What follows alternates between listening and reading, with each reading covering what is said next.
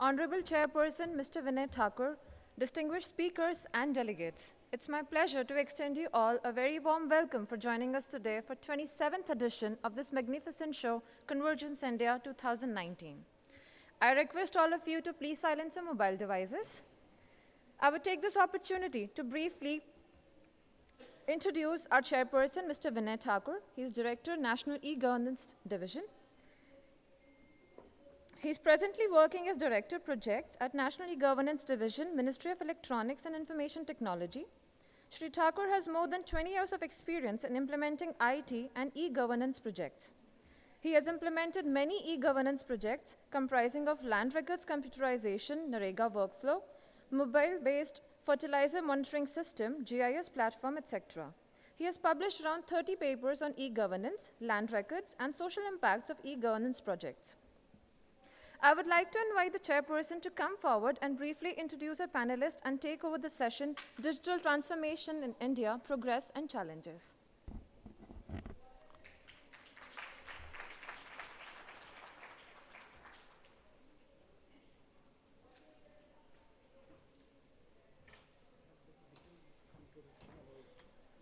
Company where they are from.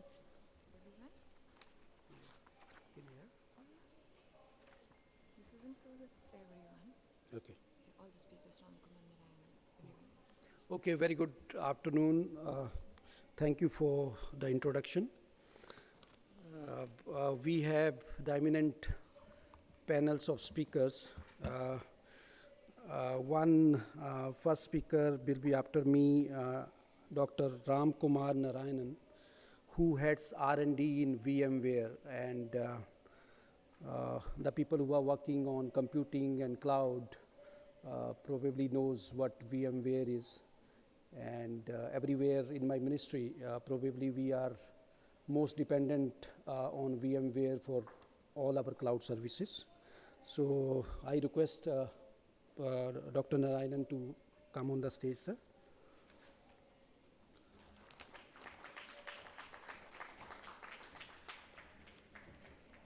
Next panelist is Dr. Subi Chaturvedi.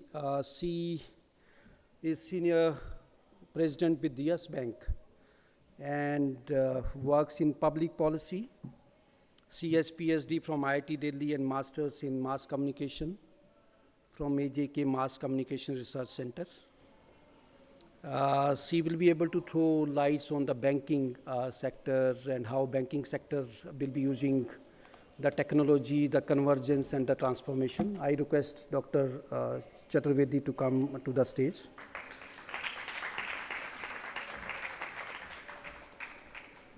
Third is Ravi Shankar Raiji. He is CMD SAVITRI Telecom. He has started electronics and communication engineer. He started SAVITRI Telecom service in 1999. And which becomes SAVITRI Group, having many organizations under its umbrella: SAVITRI Telecom Private Limited, SAVITRI Holding Private Limited. I welcome you, Mr. Rai, to the stage. Then we have Mr. Vivek Saha. He is working with DXC Technologies, the enterprise solution of HP India.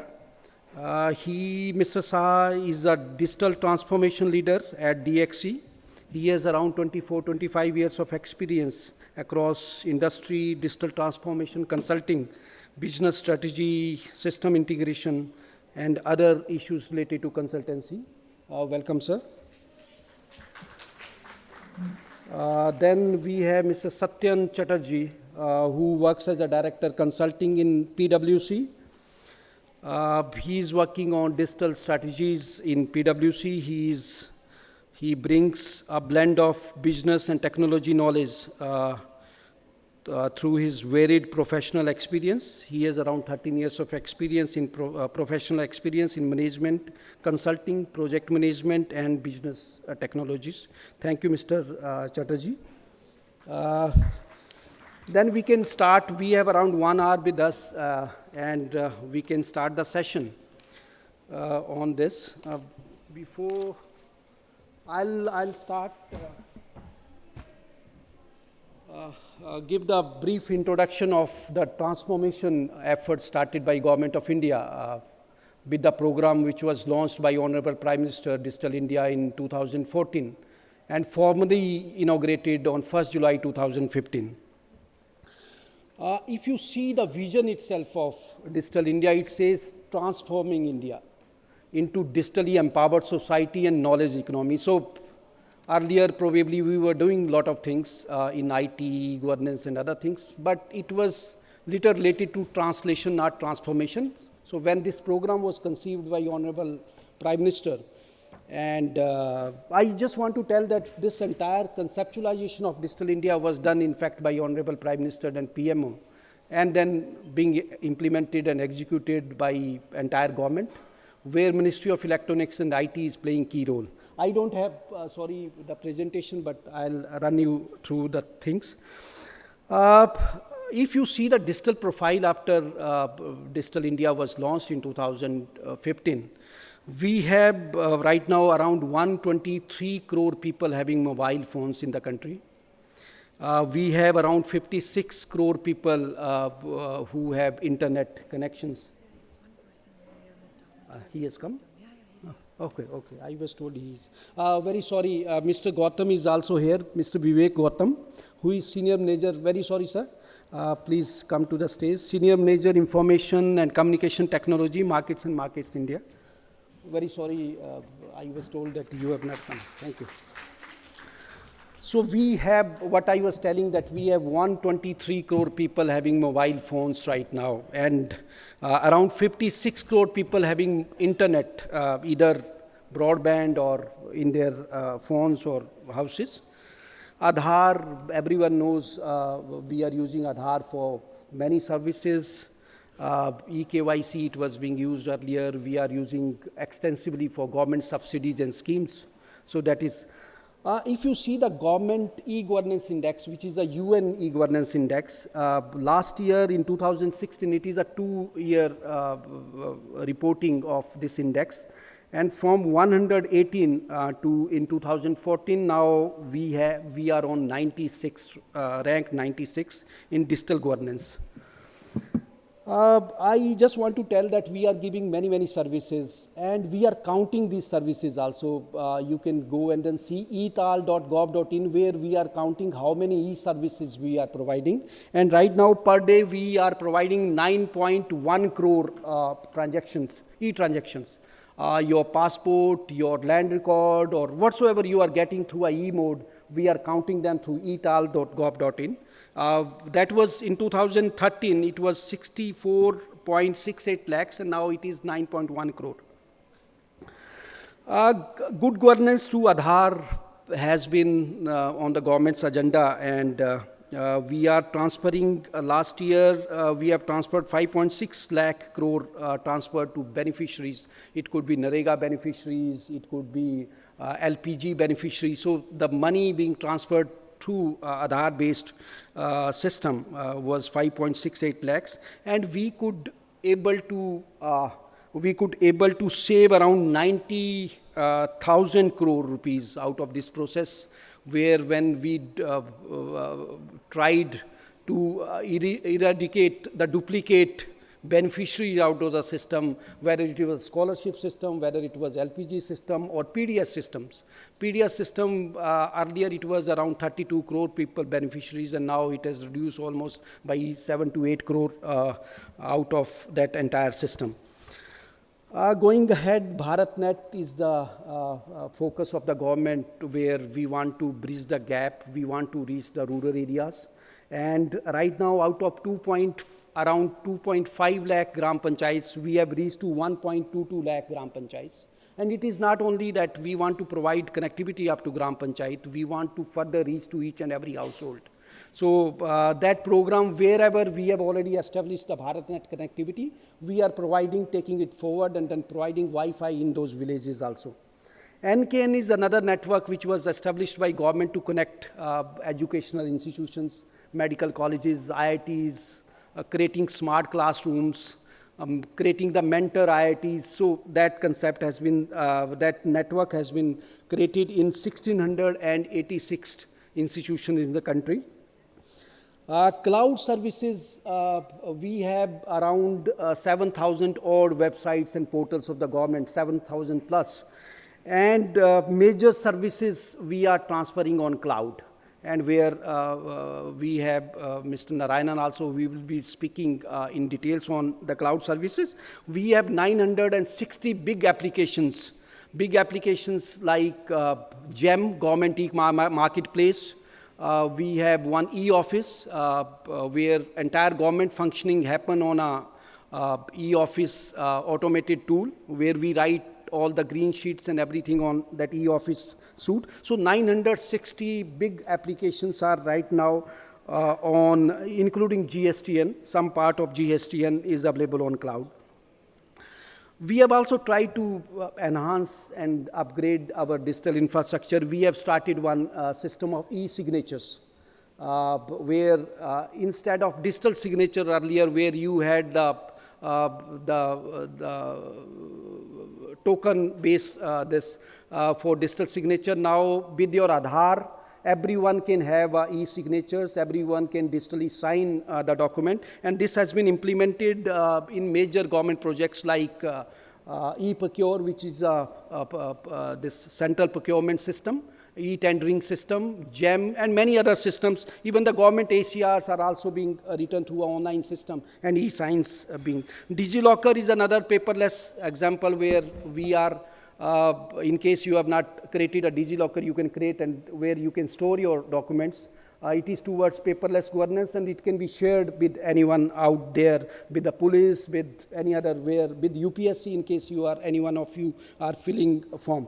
We have also set up a big network of common service centers. We have around 3 lakh common service centers across the country. They provide various services, e-services like utility bill payments, online ticketing, a voter ID card. And we have also started few other initiatives like sanitary pads. Some of the ladies entrepreneur in CSCs, they are making sanitary pad, cheap sanitary pad, and being distributed. Those are being distributed to the rural women, and these are also converted into BPOs.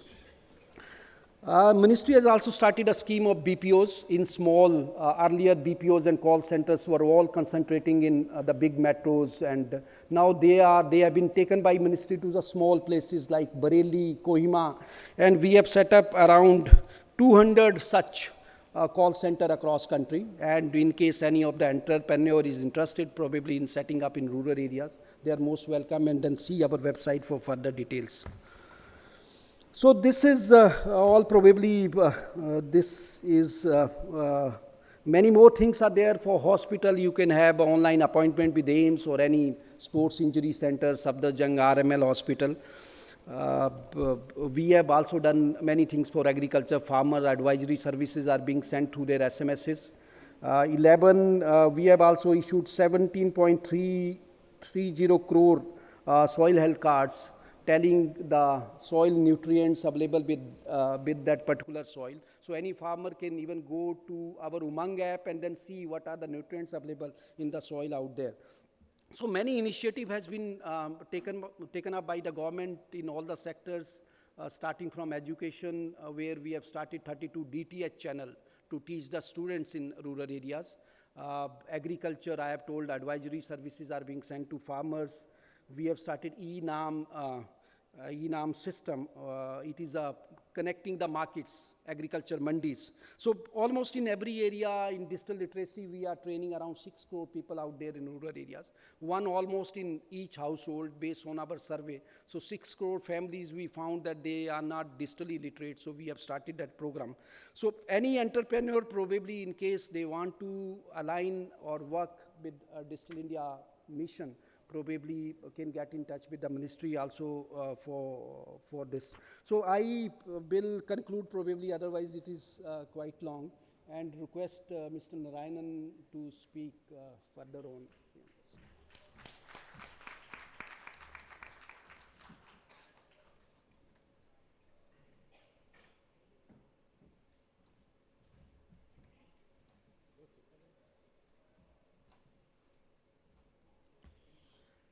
Good afternoon.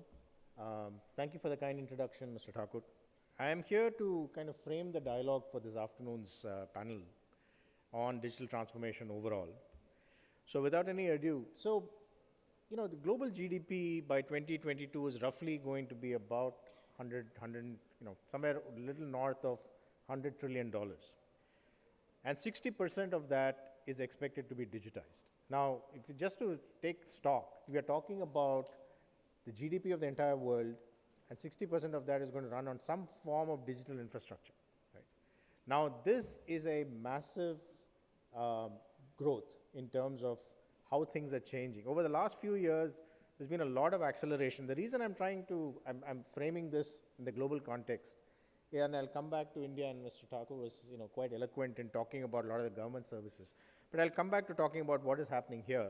But just from a global perspective, this is happening. So if you're involved in any kind of trade, commerce, export, import, other kinds of industrial or governmental work, 60% of this will be digitized. About $7 trillion of IT-related spending is just, was expected to happen between this year and 2022, in the next 3 years. So if you're talking about acceleration of digital transformation, it is indeed happening. And this is happening across sectors, right? This is not just public sector, but also private sector. An immense amount of money is getting spent on retooling the infrastructure and the IT infrastructure. And if you look at 40% of cloud deployments by 2022 will include some form of cloud and AI, or edge and AI, right? So the infrastructure is not just sitting within data centers or public and private clouds. It is moving out to the edge. So to this conference is about IoT. And what we are seeing is that there is a seamless shift, what we call the hybrid cloud, that will encompass public cloud, private cloud, and the edge as one large seamless infrastructure that needs to play together. So it's not about separating out all of these pieces and saying, tracking each of these independently. Between 2018 and 2023, that's 5 years, 500 million unique applications would be created around the world. I mean, this is, equal to the number of applications built in the last 40 years. So it's not just the infrastructure spending, it's entire stack, 500 million new applications. I mean, Mr. Thakur just talked about what is happening in government in India. Now, if you just, extrapolate that around the world in private and public sector, there's an immense amount of new creation happening. So if you're in the software spectrum of any sort, or you're trying to service a market that is actually, trying to bring digitization to that market, there is an immense amount of work happening. I mean, hence the, growth of not just what's happening in large companies, but also startups, right? I mean, everybody is trying to cater to what is happening around digital transformation around the world. And then by 2024, 30% of most applications to which you are today interacting with, right? You are actually human is sitting in front of a screen and interacting with an application will be replaced by AI. So these are automated, predicted, and actions being taken by machines with other machines in order to provide services.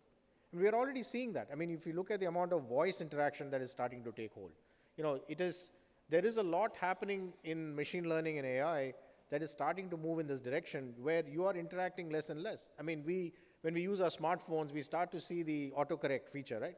Which initially it produces some gaffes because you're trying to say something and it produces something else.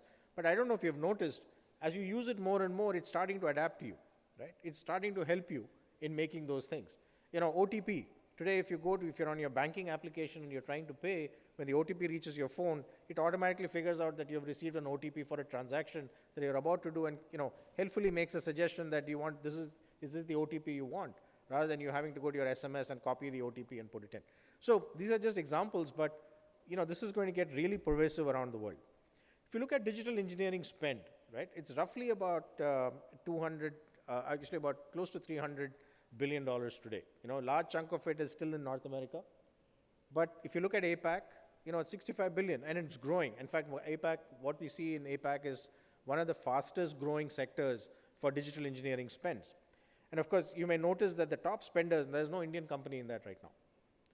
But it is growing. I mean, we are seeing this, we work with a number of corporations, and I'll talk about it in my next slide, but next couple of slides. But if you look at the overall digital engineering spend, it's pervasive, right? So obviously, software and internet companies lead the wave in terms of the spend. But as the spend over the next between 2018 and 2023, is expected to double, right? That is a lot of spend happening in traditional industries. So if you look at everything other than software and internet, these are traditional industries today, whether it's in manufacturing, automotive, whether it be in medical, industrial, all kinds of applications are now switching towards, digital engineering at its core. In India, if you look at about 141 listed billion-dollar enterprises, these can be both public sector and private sector. The spend is expected to reach about 380 million, by FY20, that is this upcoming year. And 380 million, but we are seeing this accelerating, right? With more and more money is coming into this, in terms of digital transformation. This doesn't include, these are only the 141 listed on the stock exchange billion-dollar enterprises. But there is so much more spend happening in small and medium business, in skill development, in various other sectors, which are actually being driven through digital. So the real spend, we believe, is actually probably double this number and growing very fast. So hopefully, that the previous slide that I showed you, which had APAC, there were no Indian companies there, but you will see those starting to appear pretty soon in the next few years. You'll start to see that showing up. So what is really happening in digital transformation? What are the vectors around which digital transformation is really happening, right? What does it mean? The first one is new experiences. I think, we as consumers are being touched all the time. I mean, when, whether you install a new app, whether it's, in the banking sector or it is in your transportation sector, whatever it is, the new experiences are starting to show up, right? And this is reframing habits. 5-6 years ago, I don't think anybody would have thought that we'll be pulling out a phone and ordering a car, stepping into it, reaching our destination and walking away without paying anything, right? Because everything is happening automatically. But it has changed, it has shifted habit. I mean, if you look today, whether we like or, whether we believe it or not, each one of us, how many of you took a cab to come here today, which was either Ola or Uber, right? A few years ago, I think the number would have been 0. So we are changing habit, right? I mean, we are shifting habit. When you talk about digital transactions, and I know there are panelists here who probably are living this on a daily basis, we are seeing the real shift of habits changing through new customer experiences. So from an enterprise perspective, if you are in a traditional industry, you are scrambling to figure out how am I going to engage my users, my customers in new ways in which I can keep them engaged with me. The second big area is around operational efficiency of the enterprise itself. Because the immense amount of change is expected from the customers, the organizations need to think differently about how they're working within their enterprise and how efficiently are they working. This could mean streamlining of business processes, improving collaboration, changing communication patterns, when most traditional industries were very siloed, right? You acquired a customer, you serviced that customer, the customer went away. But there was another division in the same company was acquiring the same customer, servicing them differently, but there was no connection between the two. Now today, if you're a customer and you're touching some enterprise, you expect to be going horizontally. The customer experience is transcending the company horizontally rather than vertically, right? So if you are a conglomerate, you better be thinking about how am I changing my processes to know who the customer is and servicing them correctly as they traverse my enterprise horizontally rather than vertically. So that one, you've got to be more efficient. You can cater to them much better because the expectation is that my experience, why are you asking me the same information? I was in a round table about 6 months ago with NASSCOM, and there was a big debate happening. It was a closed door, so they were among friends, but there was a big debate happening between the banking sector and the technology sector. People saying, whenever I call my bank, they keep asking me, press 1 for English, 2 for Hindi. How many more times do I need to do this from the phone which is registered with you, where you should be recording the fact that my preferences and cater to me. If you know that I'm always calling for a certain reason and I've done this repeatedly, push that menu up front so that I know that you are actually listening to who I am and catering to me as an individual. So again, operational efficiency is going to be immense. I mean, I don't want to minimize it, but as many of us work in large companies, you know how hard it is to change organizations and processes. But it is not an option anymore, it's a necessity. The third is new business models. The problem with the new business models is the fact that you may be used to a certain revenue pattern and a margin as a business. Now the problem is that's completely eroding because the new business models are changing the way your margins are going to work. Now the opportunity is so much bigger. So you may be catering to the customer, in many different ways, for which you're getting paid a little bit of amount or you earn a little bit, but the quantum that you earn across that customer, which is again going back to the point of why you need to cater to that customer horizontally, the amount of lifetime value of that customer can actually be much higher than what you are able to get today. But that is going to require you to rethink how your organization is, is going to operate from a business model perspective. Most cloud companies, I mean, large conglomerates which had a very license-driven model in the past, were shifting to what we would call a software as a service model, is going through this change. Because what they are earning, their margins of what they were getting before is very different than the margins that they're going to see in the future. But the opportunity is much larger if you think about it differently. Fourth area is people. You have people in the company already. How are you going to bring them forward into the digital age? Because if you're a traditional industry, the expectations of those people and the job for which they were hired was very different than what you need for the future. Again, talking to a lot of the, CIOs and chief digital officers of large enterprises, this is a big area. Because if you are in the HR department, the biggest complaint they had was that our HR is not able to understand our needs of the future and be able to cater to it. Because some simple things, right? Your compensation structures are very different than what the new age requires. And so it is a very different paradigm when you talk about people. And then infrastructure upgradation. So all of this requires a completely rethink in terms of how you think about infrastructure and how you would cater to it. Now, I don't want to spend time on this slide because Mr. Thakur already talked about the government services in India. There is, the government side of it. I'm looking at it from the infrastructure side because we're an infrastructure company, and we are actually seeing the numbers add up, right? So, we can say that the government is projecting a PR image, but we are seeing the real numbers. And we are seeing this operating on our platforms, and as we talk to the other industry partners, we are seeing these in reality, and we are seeing this as citizens. He talked about DigiLocker, for example. There were 19 million plus registered users and growing, right? 3.4 billion documents which are updated. And I heard, an anecdote the other day. A friend of mine was saying that he had gone to the airport, and he was trying to take out his driver's license from his wallet.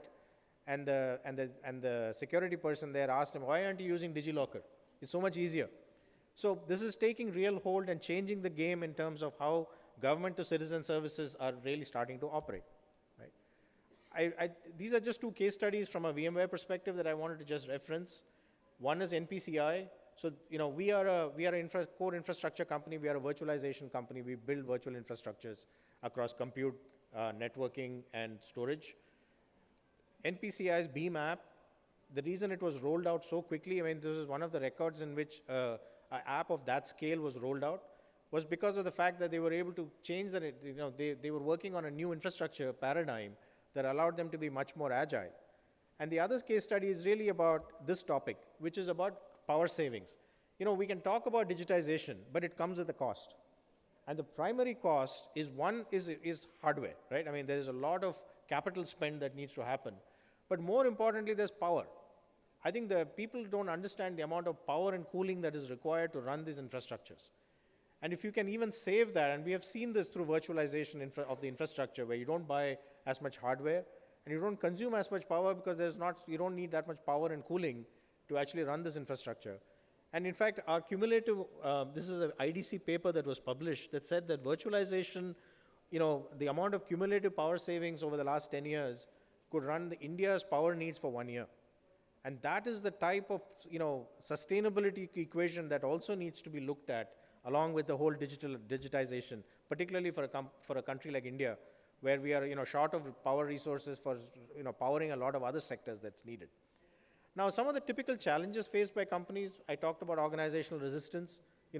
What brought us here, people are very resistant to change. Lack of a clear vision on the customer journey. I talked about, how customers are now traversing the enterprise horizontally rather than vertically. If you still try to cater to them the old way, it's not going to work. And then, ineffective gathering and leveraging of customer data. Because customer data, everybody talks about data being very valuable. But there is also an element of privacy. There's an element of using it efficiently. There's an element of providing better services to customers rather than just monetizing that data in terms of what we have to do. So, I'll end with a slide which says that, you have to build a digital culture, right, through the organization in order to be seamless in terms of your transformation. One, diversity of ideas. Ideas come from everywhere. The question is, are you listening and understanding those ideas that are coming and how that is going to help you change what you're trying to do? Two, continuous learning. You have to have a culture of experimentation, because nobody knows the answers up front, because everything is changing simultaneously. So you need to build the flexibility, the agility in the organization and the experimentation culture in order to actually learn from what you're trying to do and be able to incorporate that back. And then, last one is the fact that embracing change. Change is inevitable. The question is, are you building an organization that's actually willing to embrace that change, willing to experiment and then move forward? All right? Thank you.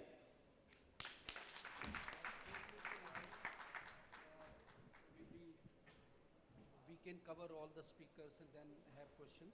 So I request next speaker, Dr. Subi Chaturvedi, to speak on digital transformation in banking and other sectors.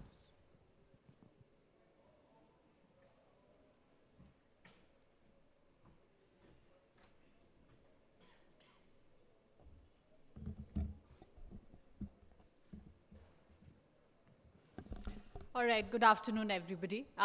It's a very tough act to follow when you've got people who are core experts and who are also leaders in their spaces, and who've basically not just set the context, but also have done a thorough deep dive, which is most comprehensive, cohesive, and talks about the many ways in which digital first is going to impact our lives. I want to thank Mr. Thakur first for a very generous introduction, and then give a huge shout out to Ram for a very comprehensive overview of the myriad ways in which digital will impact us. This is an important conversation to have, and I'm so glad that even on a busy work day morning, we're all here. The numbers could be larger. I'm not just going to share with you insights from the world of banking. Yes, I come from Yes Bank, but there's a very long, passionate, deep engagement that I've had with the world of digital as well as internet and governance in particular. I used to be the first member on the United Nations advisory body advising the UN Secretary General on global internet governance and policy issues.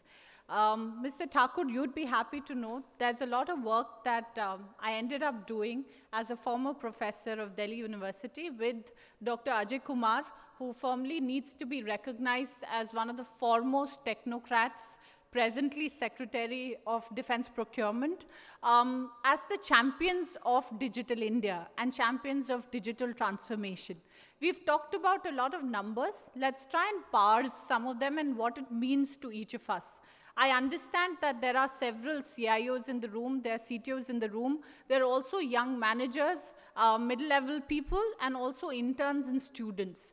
This conference is primarily about IoT, and in that context, when we understood digital transformation, it was largely from the understanding that there's something called Digital India, which is happening and it's unfolding.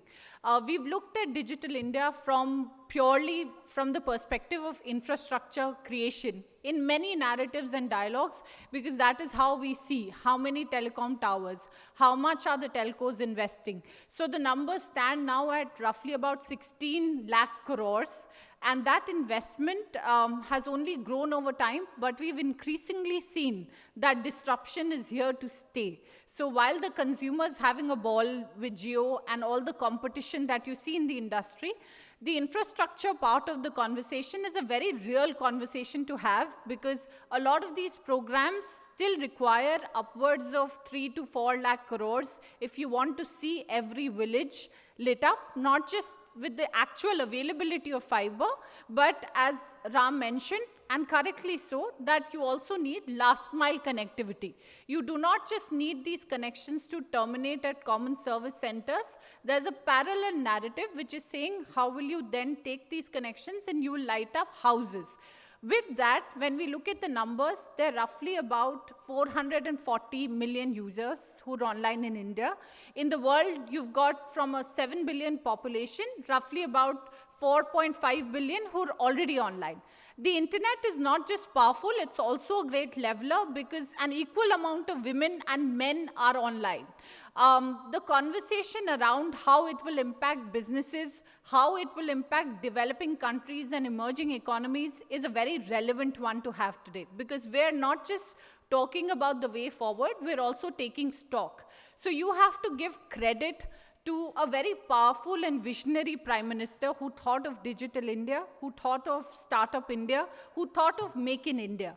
And the great news here, and we're amongst friends and people from the media, people who come from the world of technology, we must celebrate the good that has happened. You may disagree with ideology, you may have personal priorities, but tremendous amount of growth has happened. First, from the point of view of putting the spotlight firmly on the fact that public policy and regulatory impetus can really transform a landscape. So for the first time in many, many years, India is not following technology. India is in a position to contribute equally. There might be a gap of about 2 years when it comes to actual 5G test beds which are happening in Korea versus test beds and labs which are taking place through public and private and industry and academia partnerships. So large corporations are supporting these initiatives, and they're taking place in the IITs as we speak, institutions of excellence. So our longest conversation and biggest refrain has been, why do you not have a Google coming out like it would come out of a Stanford? When we talk about an overall digital transformation, we must remember, as citizens of a developing country and of a participatory democracy, you don't just expect from the government in a multi-stakeholder internet governance environment. So we must first understand that the core values of the internet are universality. It must remain interoperable. Ram talked about applications and services. We must start preparing our startups from day one when we talk about IoT and services to have standards which are interoperable, to follow best practices, and also to advocate constantly that when large corporations come to India, they don't have to reinvent the wheel. They don't have to get themselves retested and recertified. The idea of encouraging local manufacturing is not just through protectionism. It is about empowering people when they're at the inception stage and preparing them to start competing with global best practices and good practices that work for them, that work for India. So one of them clearly is encouraging a startup ecosystem that is looking at good practices, not just best practices. I talked about universality. I talked about the power of a free, open, universal internet. So when we looked at Digital India as a program, we laid a lot of emphasis on infrastructure. The other great revolution that has unfolded is e-governance and services which are being brought online at the level of the center, at the level of the state. So the Prime Minister talks about cooperative and competitive federalism, both of which are equally important in the journey of digital transformation. How did we decide to do this in the world of banking and at Yes Bank is quite remarkable. Our founder, MD and CEO, Mr. Rana Kapoor, comes from the world of banking. He's a visionary in every sense of the word. When we started up, Yes Bank is a 14-year-old journey, the first greenfield bank in India. But in 14 years, we're currently the 4th largest bank and the 3rd most profitable. How did we manage to retain this DNA? From the time of customer acquisition, I have now rarely visited my branch or my bank. There's a personal relationship manager. The mantra at the bank is technology first. We actually believe we're a technology company that happens to be in the business of banking. From the time we will acquire a customer to the needs of the customer to a cross conversation. So the mantra clearly has been cross-selling. The mantra has been not just generating data, but creating meaningful insights in data. As a former professor who taught some of the brightest young minds at LSR, my challenge wasn't sharing information, which was new information. You could get that on the net. How is it that you teach people, and how is it that you prepare a workforce of the future and you create a workforce which is prepared for jobs? Because with AI, we will celebrate a lot of things, but a short-term transition where people need to be upskilled is equally true, where there will be jobs which will be lost, but there will also be a transformation that will take place. I will just sum up my last few remarks. It is very important that the amount of investments that we're making in digital capacity building be ramped up, the amount of investments that we're making in creating IP and in creating research be ramped up, and we give it the equal amount of importance in local content creation of capacity building. So the idea is not just to get people online so that they become part of the consumer market. The idea is also to create a narrative which is sharp, that builds local capacity and that keeps people online, that teaches them to use the internet valuably, and which is unlocking the business potential of the internet. And therefore, my last set of recommendation is a call for a stable regulatory and policy environment which is continuous and which also integrates voices from every stakeholder group. So for a true digital transformation, and we're on a great journey forward, at 77 in ease of doing business, you must have business, you must have media, academia, civil society, and industry and government and the youth, who can't just be seen as consumers, but today they're truly prosumers who are producing content and consuming content to be part of the policy discussions and dialogues. And a lot of cross conversation between businesses. So more conversation is good, and congratulations to the organizers. Thank you so much for listening. Thank you. Thank you, Dr. Chaturvedi. I now request Mr. Vivek Shah to speak on digital transformation. 8 to 10 minutes. Yeah, the time starts squeezing as it goes to the remaining speakers.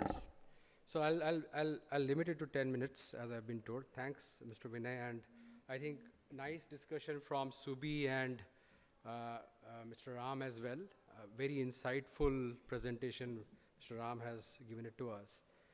You know, when I look at all these boards out here, we talk about 27th Convergence India, we talk about 3rd Internet of Things, Embed Tech, Mobile India Expo 2019, right?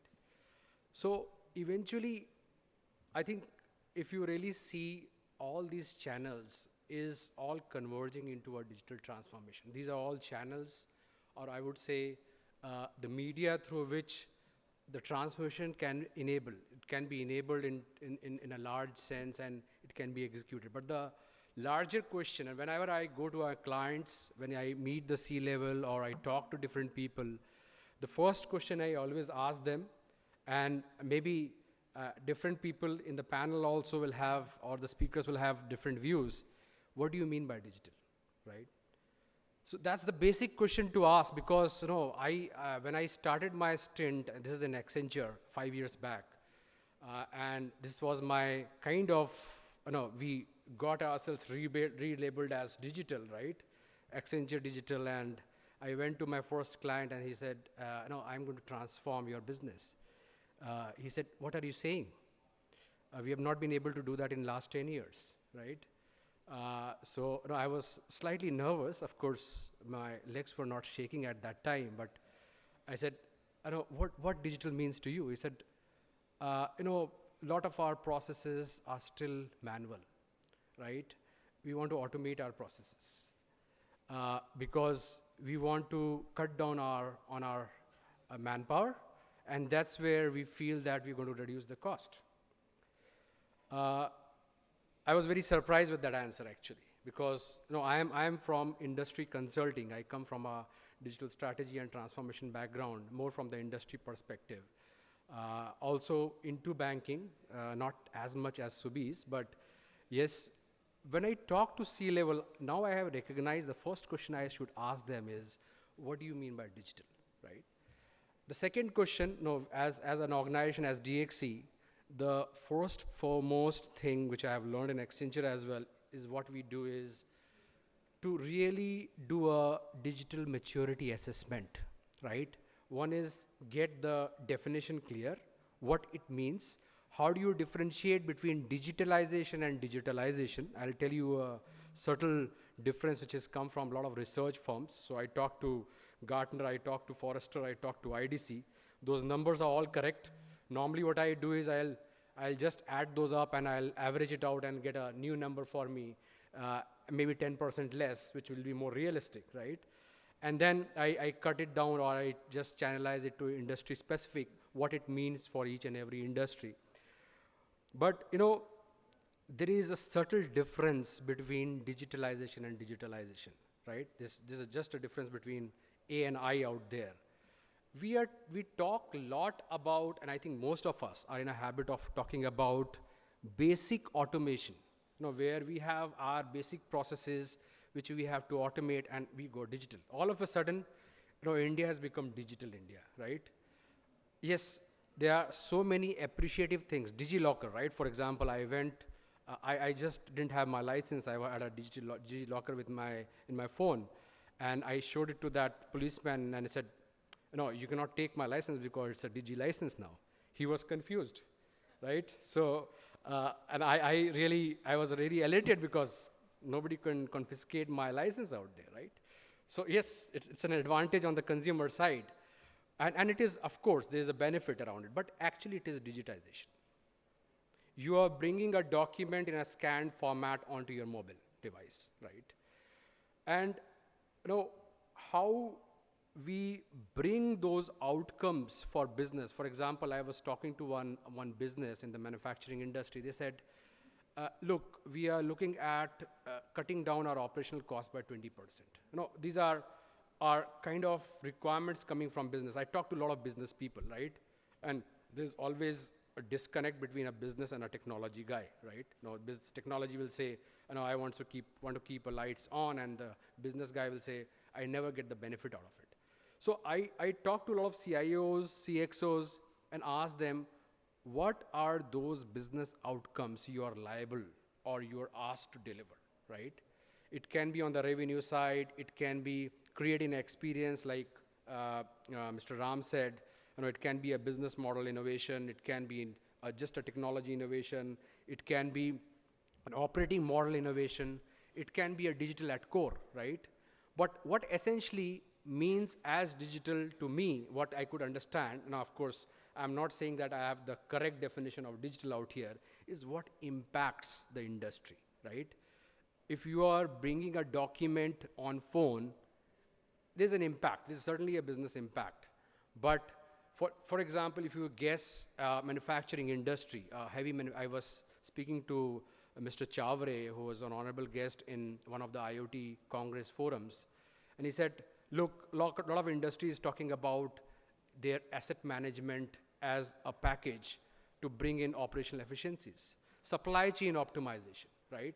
I went into a bank, I'll not name that bank.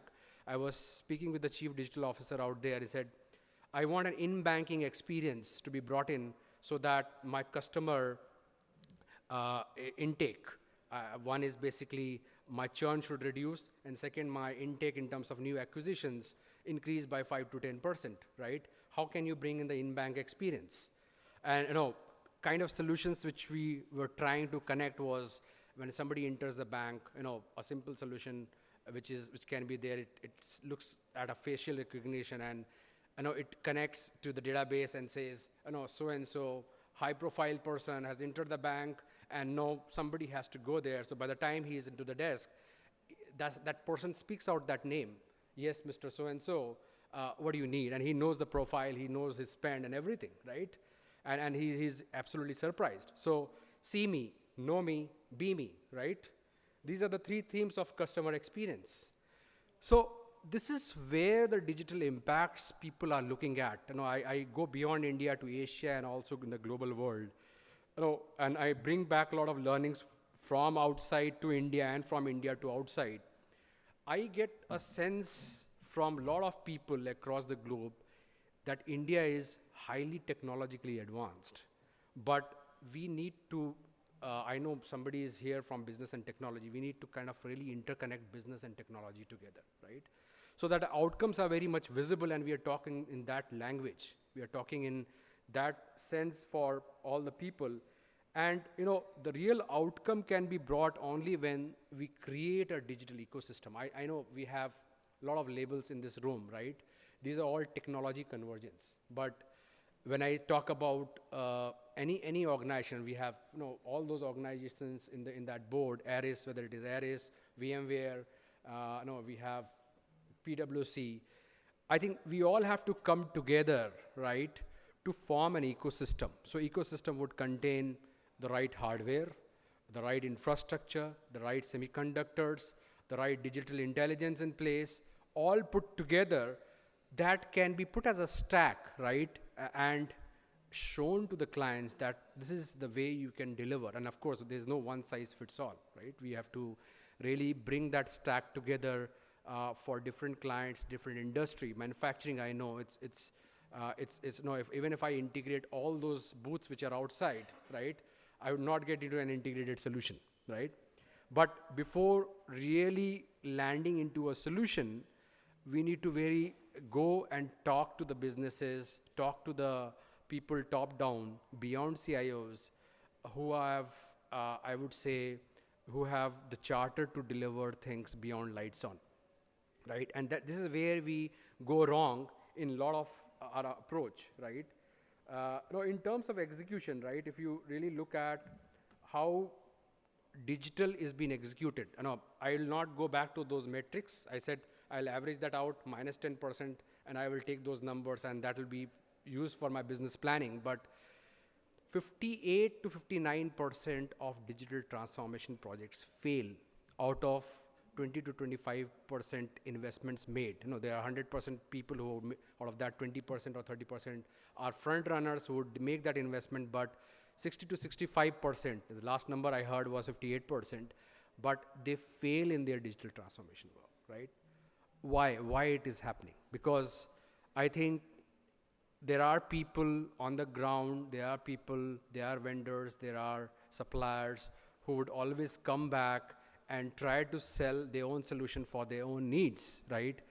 But to kind of foresee what the business needs, what that industry needs, what that organization needs a strategic focus, needs an digital-based focus beyond just automation, right? Bringing technology for automation is a baseline, right? If you don't have converted your manual documents into bits and bytes, forget about any outcomes that can be reached. So that's the baseline, right? I always treat, and I think when I talk to a lot of business analysts in Gartner, IDC, and Forrester, automation, IT is the baseline. I heard the bell ringing out there. And just to bring one more example, my recent example on a credit card industry, right? I was speaking to one of the largest credit card providers in India, and of course they are across the globe. We are talking about a credit card being digital. Means what? That your fingerprint will be inside that credit card, right? Or you can have, your credit card can be used for multiple purposes. It can be used for, it's just one ID for your usage across different purchases, for your different accesses, right? And there is a scenario where a lot of people in bank and in the card industry are coming together and reinventing how the card industry can change into the new landscape, right? To the extent the photo is also very much digital. When you swipe, you get the photograph of that person as well. And there's a fingerprint, and there are many other things which can be planned. So I think I'll leave this panel, and I think to the speakers, to one thought: we always rethink what makes digital, right? And how we can really impact businesses while technology, which you all see out here, are enablers. We are doing a lot of good things, inside the room and outside in the booths. If I bring my clients, they'll get absolutely confused, right? They need a partner who can interconnect all these, who can connect all the dots and suggest what is the game plan for them to create a top line increase by 5%, 10%. So these are the things which I get as the key takeaway when I talk to different businesses now, right? And that's where, if India wants to kind of really take the advantage of the 5G launch, right, which would further enable all the IoT technologies and other technologies as well, or the Internet of Things, I think we should race on that in being more digitalized than being digitized. Thank you very much. Thank you, Mr. Vivek. Now I request another panelist, Mr. Vivek, to talk of his ideas.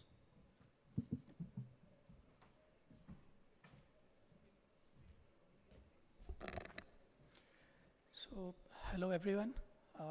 I think my esteemed co-panelists have already spoken at length and breadth about different facets of digital transformation, right?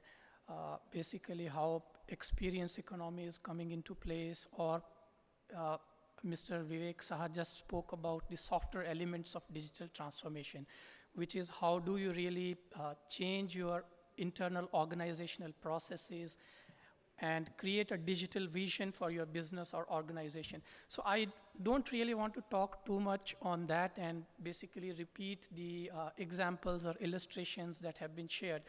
What I will rather do is, try to put all of this in a perspective, right?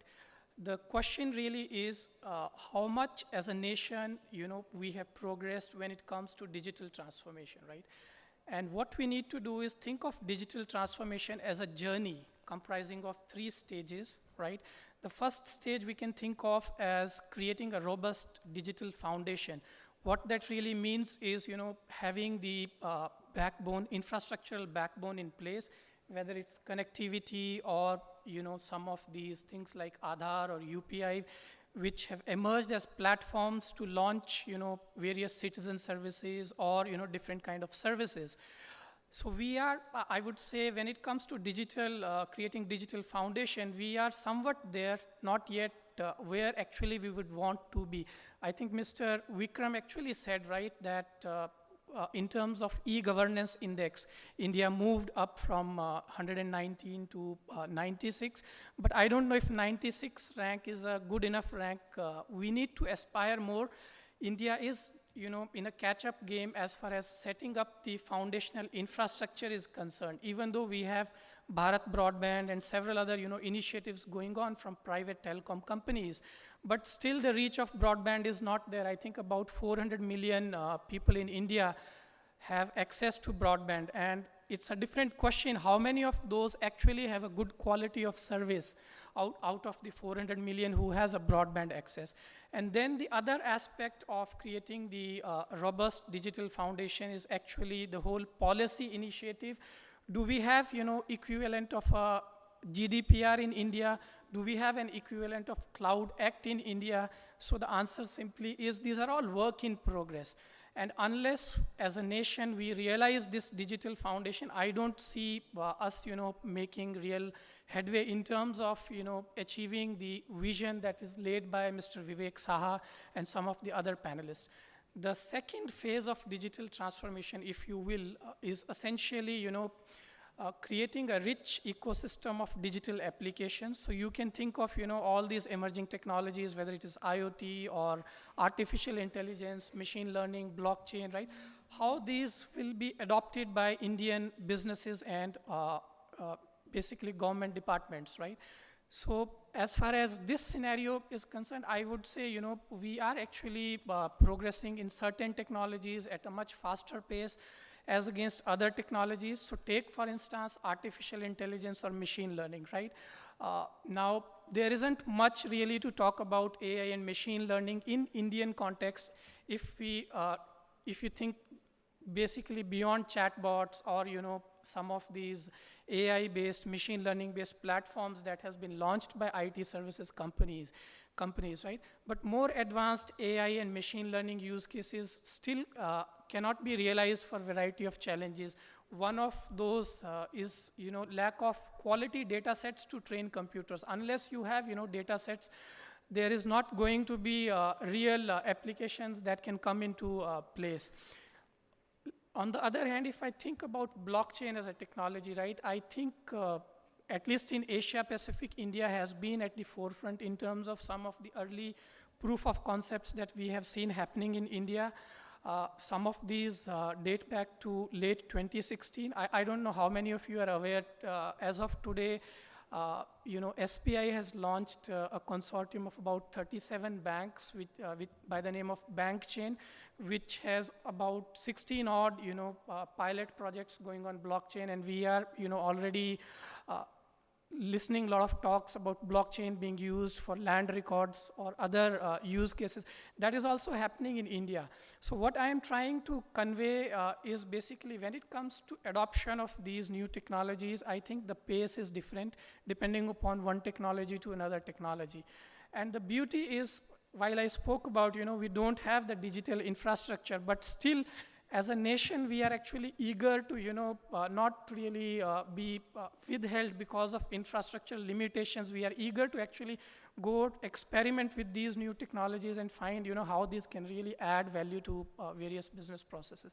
And the third phase of digital transformation essentially is, I would say, a very mature stage wherein we are talking of digital innovation, basically, new business models, new processes, or new kind of services being launched by different organizations, which didn't really previously existed. So think of, maybe Google Home or Alexa, right? These things didn't really exist a few years back. In fact, there are several conceptual, services which hopefully will be launched sometime in future, right? So think of, in many developed countries, especially in Europe, they are actually talking of, smart grid, wherein consumers can actually generate electricity and then feed that, surplus electricity back into grid and then be paid for it. But how do we really enable those concepts, right? It cannot be done without some of these digital technologies in place. But then at the same time, to realize those mature use cases or applications, I don't see that happening unless we have the robust digital foundation in place. So with this, I will sum up my assessment of how, as a nation, we are progressing in terms of digital transformation. Probably we are pretty much in the first phase, which is creating the robust foundation. And I think the good part is that we are getting there. There are a lot of initiatives going on. Hopefully, once we realize that foundational state, the stage 2 and stage 3 won't be really difficult to get. The time, anyone will take really to go from stage 1 to stage 3, and stage 2 is not going to be much. So with that, I will finish my talk here. Thanks. Thank you, Mr. Gautam. I request Mr. Chatterjee to give his ideas on digital transformation.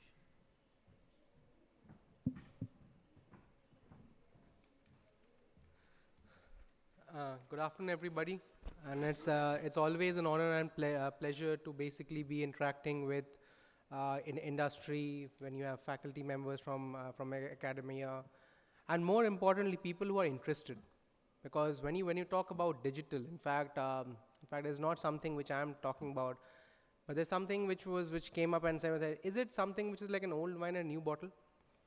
Is it something that when we are trying to rebrand what was IT, what was cyber, what was technology, is that what digital is? And when Vivek was mentioning about digital versus digitalization, it brings to the fundamental question that when we look at digital, is it really something new, or is it something that we have been doing and we are just trying to find a new way to brand?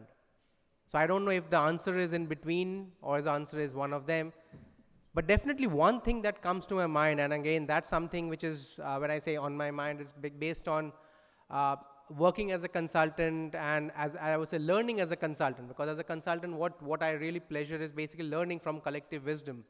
So when you talk to clients, when you talk to people, when you talk to industry forums, you gather thoughts. And one thing which really comes up to my mind when I talk about digital, or when I think about digital, is the word known as disruption. I think we have been talking in bits and pieces today about examples. We have been talking in depth when we talk about the industry stacks, what is there, what are the things that are doing.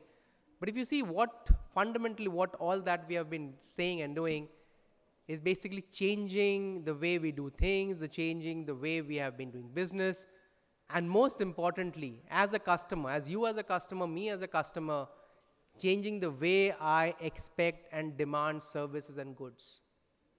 So what it has done, or what it has, whether it's the cause or whether it's the effect, digital, the way I would say, and I would like to basically coin it as a synonym, is the word disruption.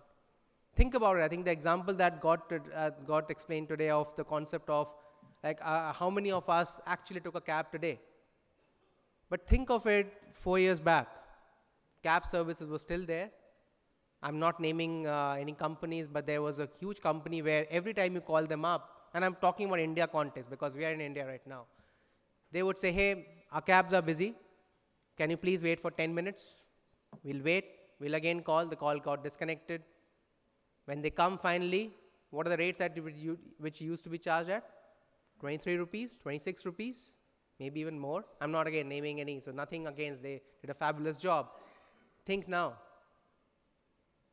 If you see any cab which you book on your app, again, not naming companies, which is going to take 5 minutes, 6 minutes, how many of you actually are restless and say, let's try something else? They're providers. So what is at the heart of it?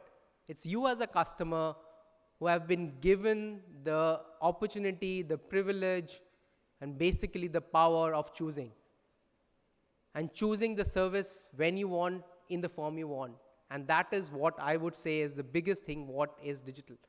It's not just about technology, if you think about it.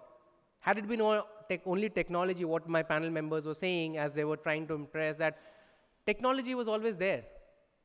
But what actually sparked all these things, the example that I gave you, is the concept of basically saying that, can I do the same business or a different business in a different way, which is the entire concept what Mr. Ram was mentioning about a different business model.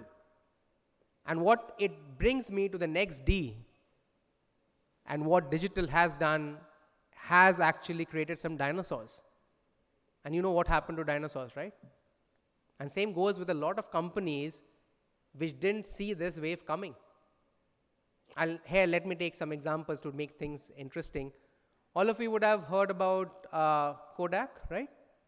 Again, I don't know anyone with, no offense to Kodak, a wonderful company. But what did they do? Or what did they not do, in fact, if we were to say? They had the first patent for a digital camera, if you were to just go and say. But were the first ones to actually take the leap? No. So what they did not was have the belief that, was it digital at that time? Might not be. At the time that I'm talking about in the 90s and 2000, there was no digital at that time. But would you say what the digital camera, was it digital or not? They did not have the conviction that this was a business model which needed them to move ahead. Or for that matter, think about Xerox. And I'm talking about foreign companies, I'll come to Indian companies. What were they known for? In fact, Xerox actually became a verb from a noun. Look what they do now. So what I'm trying to say is that organizations, businesses, traditionally the way they have been operating, the way they have been doing business has got changed. They don't exist in the way and form you expect them. Someone mentioned about big companies. I'll take some Indian companies. The same, let's make the same cab company.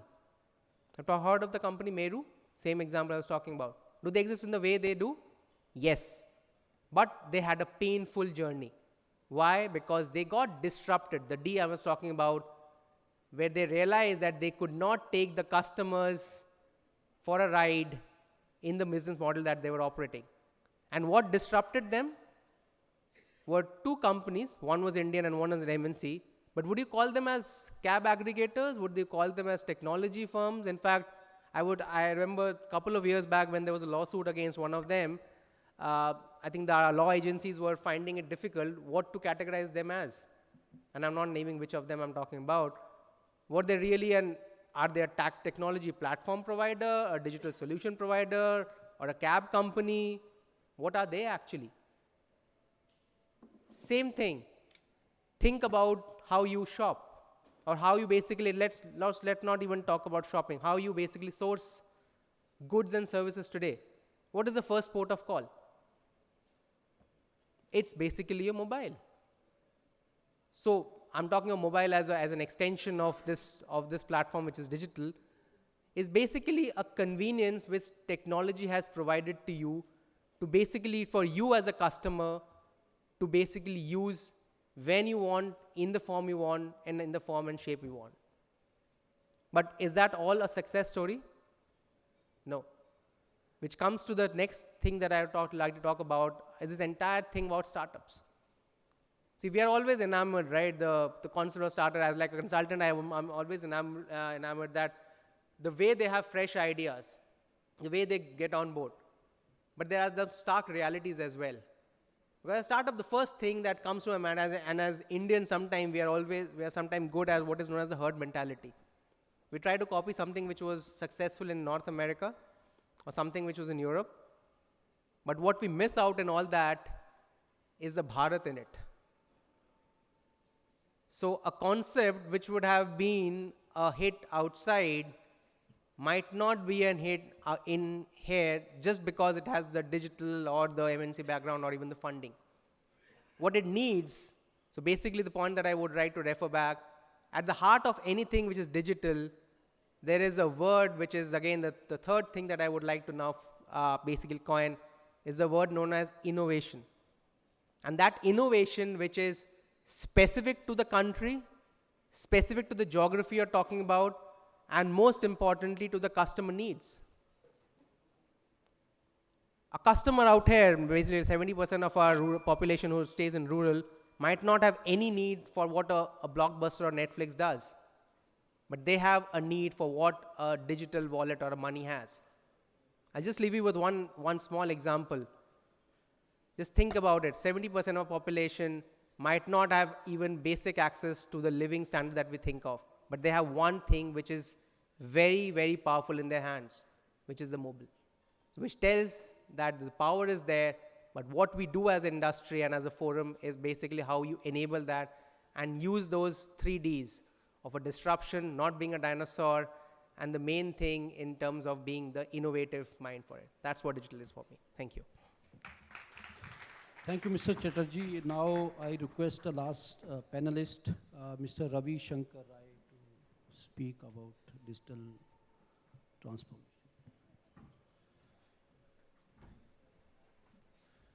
Thank you, Vinayak. I'll finish in 10 minutes. So, our friends had talked about digital transformation and progress and challenges. The topic was digital transformation in India and progress and challenges. So let's discuss about progress. We have progressed a lot as a digital world. India is ahead compared to any other country in using digital world. So there are a lot of digital, there is a big opportunity in digital world, in digital currency, cash economy, because we have become cashless economy from cash economy in last 2 years, and it is creating a lot of opportunity for new companies like banking system is getting changed, Aadhaar enabled payment system is coming, smart metering, e-commerce, and many things are every day a new thing are coming, things are being innovated. Few data like about digital transaction, the POS, monthly we are doing more than 400 million transaction, valuing 50,000 crore through POS. Monthly mobile banking transaction is more than 50,000 crore, sorry, 210,000 crore and 500 million transaction. UPI transaction is crossing 500 million monthly. There are a lot of other things like digital record. Everything like land record, financial record, law record, business record, anything and everything which you can image is being transformed into digital. And it's making life very easy. And it's really useful. Like health record and telemedicine. It is going to change human life. It's going to make more efficient to health system, to entire health industries, to medical industry. Day to day, we are experimenting this thing into our life. I'll give you just a small example. My mother was having some problem last month, so I went to doctor and I took some medicine. So, and then again, after a week, I went for routine checkup. And I lost prescription. And my doctor is he's around 60-year-old, he always starts shouting. So I was very scared that he will just started shouting me. You are very casual, you are very like I'm casual, but I was very scared that he will start shouting me. So I said, Doctor Sahab, I lost the prescription, I'm having medicine, whatever you have written, I'm having a slip for medical store. And all the medicine which I have taken, I'm having a receipt of that. So Dr. Saab opened his tablet.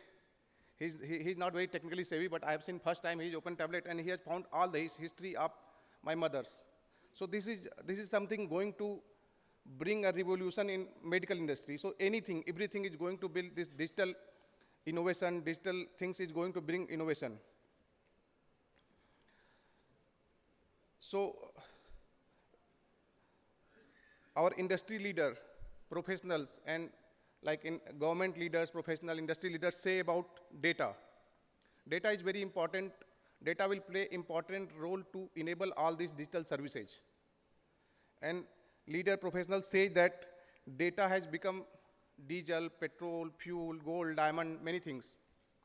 But what I feel, data is now lifeline. Data is basically you can breathe, you can live without breathe, but you can't live without data. Science may develop some technology in future that without you can breathe half an hour, 1 hour, you can live without breathing 1 hour, 2 hours. Yoga science or medical science may develop this technology in future, but it will be very difficult to live without data. So data is going to be lifeline in future, and it's very important. And this is visualized, and this is visualized by government sector also.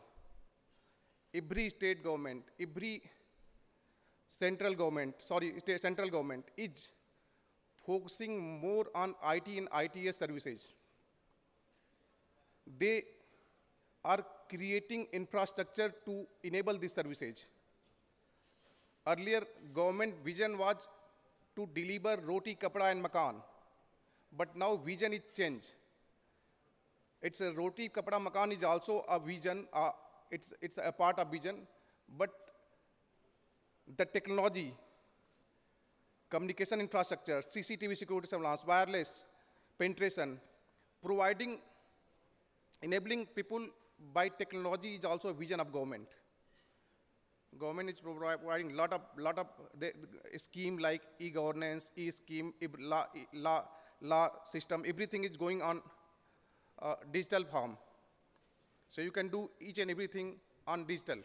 You can do FIR on digital, you can do, say, look, Krisi, you can buy a seed, you can buy, e-commerce is creating a lot of opportunity in digital, giving a lot of benefit to these peoples.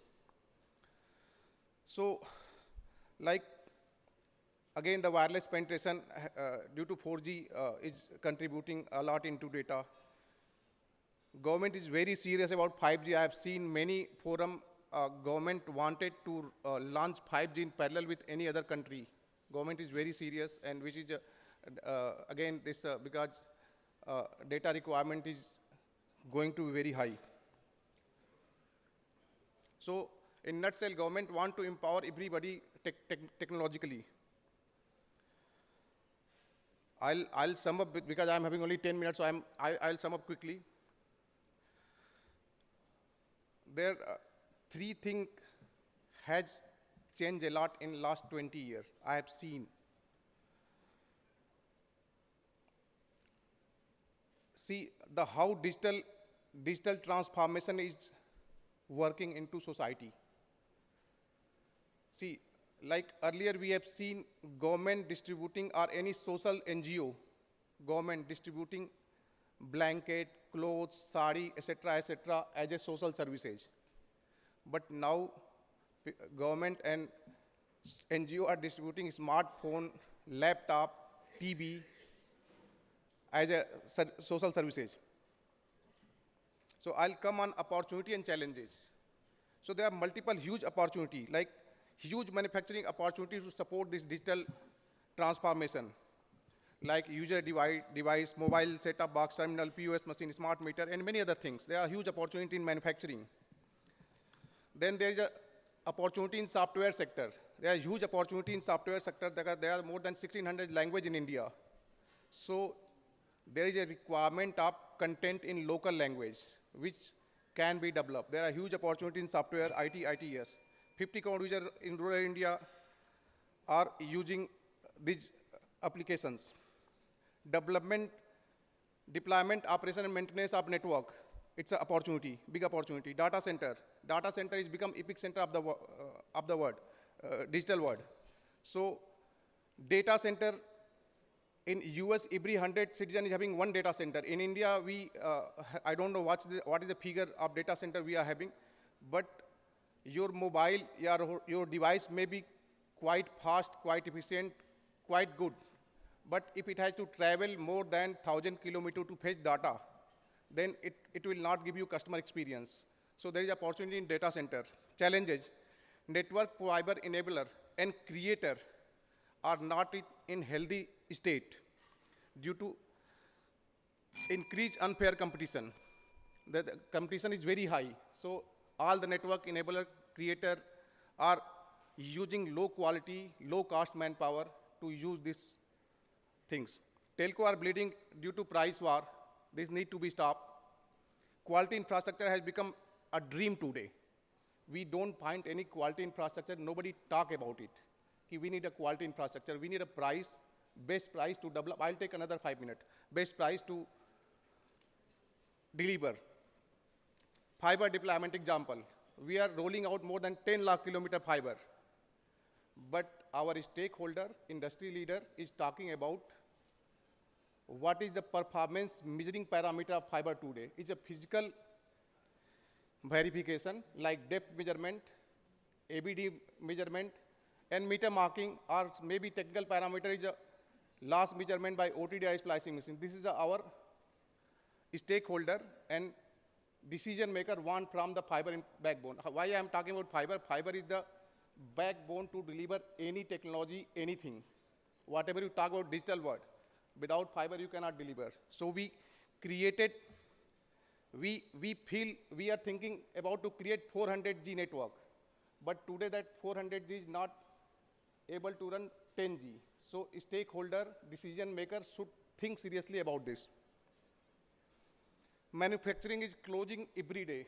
Their region, I met 2 people yesterday only. They are into smart meter manufacturing. They are having 20-year experience in smart meter.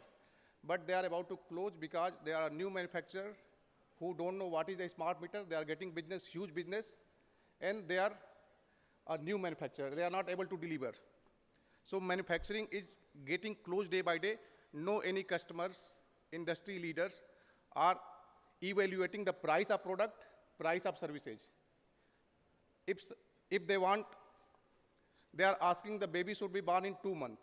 They don't know how it will born. So this is a fact. This is few fact. We should think about this challenges. Employment generation is most important and biggest challenge. It's no more a noble cause. It's being treated as liability in finance sector. Banker madam is here. Nobody give you finance on because of employment generation. They treat it as a liability. So I would request to banker also to consider employment generation as a asset, not as a liability. So I have seen seriousness from private and government sector on this. Now I'll sum up. There are the digital kids, digital youth are very practical now. If you go 30 years back, ancient history, people like us and our parents were believing that humans are created by God. But now digital kids and digital youth feel that human is created by mother and father. If they keep believing this philosophy, they are very practical. Then tomorrow they may think about to create robot rather than creating human. So we should, that is become challenges, and we should educate how this happened in last 20 years, 25 years. 3 most important changes we have faced in last 25 years. One, education sector become purely business. Second, business become quick money making. Any business can't be run for 50 years, 60 years if it is only for quick money making. So there are a lot of youth who wanted to start business, so focus to create some value, focus with passion, not for money making. If you want to do money making, it's not business. Third, politics and social works is no more a social service. It's become a career, which is really very, very alarming for any nation, for any country. At the end, I would like to end with one statement of our ex-Prime Minister, Mr. Chandrasekhar. He was very, he given this statement in Parliament. I was watching that Parliament session. इस खंडहर में कुछ दिए हैं टूटे, इन्हीं से काम चलाओ, बड़ी वीरान है रातें. So we have to be positive. Whatever we have to be positive. And the end with Mahatma Gandhi. Today we lost to Mahatma Gandhi. I was trying to find out many newspapers to tribute Mahatma Gandhi. Mahatma Gandhi is not a human. He's a like way of life. To give everything, to contribute anything to nation, to give everything to nation was the vision. To devote yourself to nation service was his vision. So let's remember Mahatma Gandhi. We lost him today. Let's remember him. Thank you very much. Thanks. Thank you, Mr. Rai. I think we are running short of time, but then we would like to have 2-3 questions from the audience. Or, yeah.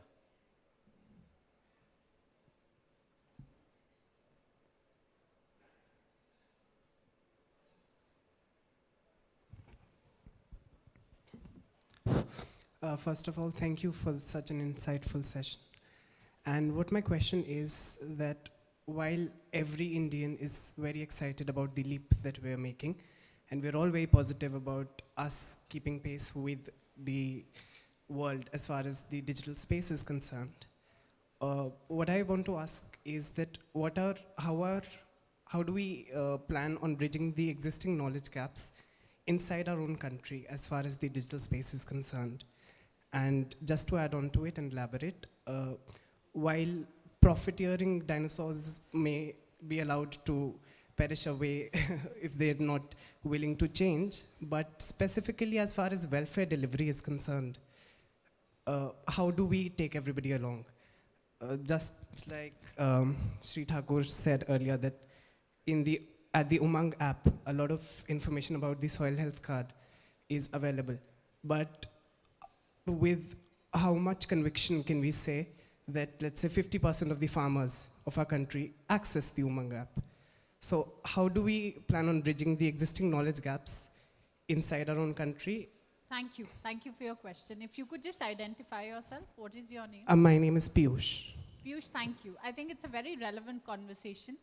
We're at the fag end of this panel, and we've obviously overrun on time. Very quickly, just to talk to you about technology. When we say that this is the right time for India and we're not lagging behind anywhere, we recognize the fact that a lot of people are yet to be brought online. See this as a road that is being constructed, and that may not be an appropriate analogy, but it is really important to understand that the benefits will percolate, and which is why in my intervention I'd said a lot of expectation resides with the government. But internet is unique in many ways because it did not come out of the government. Telecom did. Telecom remains highly regulated, and there's a license approach to telecom. So the amazing story to tell is many times you may threaten power centers. A lot of agency has happened not out of initiatives which have originated at the state government or the central government. It's coming from the private sector. It is coming from communities. It is coming from citizens who are taking control of technology and are deploying it for good. They're making it work. Having said that, we cannot deny the fact that as you bring more and more people online, a lot of responsibility and a lot of capacity building. So while the Gujarat elections were on, the Prime Minister announced the Prime Minister's digital capacity or digital Saksharta mission. At the same pace as which we did the National Literacy Mission, we'll have to push for this capacity building. Umang is a great app to celebrate, but it's an aggregator at best. You will see a lot of local examples. So Dainik Jagran, which is still the widely read newspaper, comes from Uttar Pradesh, is doing a soil health card too. So I think it's as much incumbent upon all of us, while making sure that we keep the spotlight firmly on the issues at hand, and we continue to celebrate the good which is happening, but it's important to keep asking these questions and also creating synergies amongst ourselves. and not to forget the voices which may not be in the room today. Thank you. I would like to add, see, urban population definitely has access to many things. But many of our schemes, I have told you 32 DTH channels which government has started. So the focus is to reach to the rural areas, to the students which cannot have the costly tuitions, good teachers are not available. So we are concentrating, government at least is concentrating how we can have the digital inclusion, how we can have a better and better services to the people in rural areas. I am A.K. Sharma. I have a question for Mr. Rai. Digital transformation or digitization will need a lot of financing also, apart from technology. In this context, I would like to refer to a news item which appeared in today's newspaper that China is willing to invest, especially in telecom sector in India. So considering the credentials of the Chinese company, should the government allow this investment? And as an entrepreneur, will you like Chinese company to come in India? Will it add to the employment generation? So this is my question to Mr. Rai. So, Mr. Sharma, thank you very much for this question. Actually, see, our GDP is shifting from agro and industrial based to service based, which is very risky and dangerous. For a country like India, which is a dense populated country, if GDP is shifting toward service sector, it's alarming. Manufacturing sector need to be focused, and only manufacturing sector can create huge employment, which is a demand of country. So I think we should allow investment. There is no challenge, but see, technology company, when any company, technology company, they are far away from India compared to innovation and technological manufacturing. They will not be needing a human to manufacture a product. They will be needing robots. Human is becoming liability day by day, and it's a robotics automation. So for India, I don't think that will work, because they are coming to invest, they want return. Their vision is not to create employment for India. And if you go outside this exhibition, I have seen, I was talking to one of my friend in a big company, he's in SCM. I asked him to come to event to see products. He said that he's visiting since last 3-4 years, and there is only many Chinese companies selling products. So we need to change these things. Now, I'm not against any China, I'm not against anybody, but Indian manufacturing should grow. Thank you. Thank you. I don't think we have time, sir. But thank you so much for all the panelists and the audience. You can get back to us, probably we can share our numbers, and you can ask or write back to us on email. We would love to reply to that. But thank you so much. I would like to thank even ITPO for conducting such sessions, and for this expo, probably which I am seeing at least for the first time. Thank you so much. With this, we come to an end of yet another valuable session. We sincerely thank our panelists and our delegates for the patience hearing. May I now request Mr. Vinay Thakur to present the mementos as a token of appreciation to all our distinguished panelists. Mr. Ramkumar Narayanan,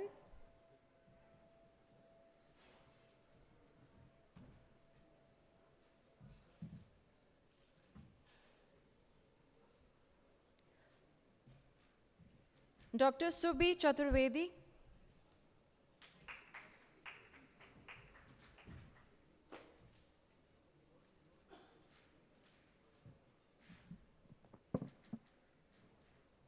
Mr. Ravi Shankar Rai,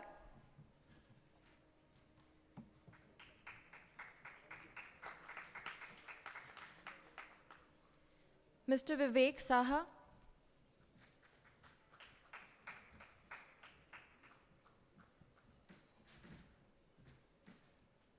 Mr. Vivek Gautam,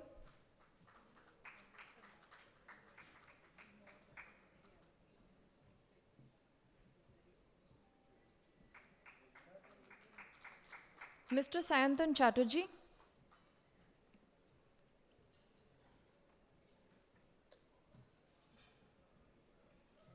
I'll request my colleague, Ms. Aarti, to felicitate our chairperson, Mr. Vinay Thakur.